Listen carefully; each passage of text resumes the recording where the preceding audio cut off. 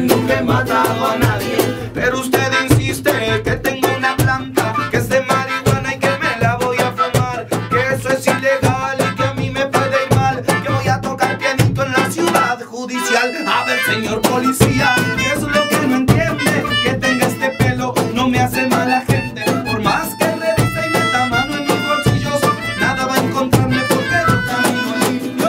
Señor policía, quiero preguntarle ¿qué es lo que le molesta de mis frenos? Porque siempre anda buscando una excusa para frenarme. No soy un criminal, nunca he matado a nadie.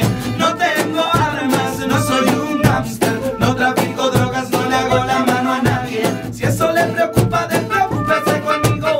Yo no quiero andar sembrando por ahí enemigos, no. No, no, no, no, no, no, no, no, no, no, no. No, no, no. No, no, no, no, no, no, no, no, no, no, no, no.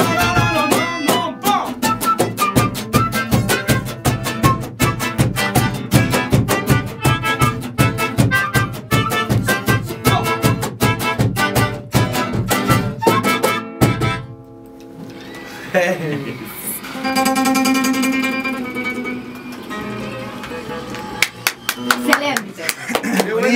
Además sonó de la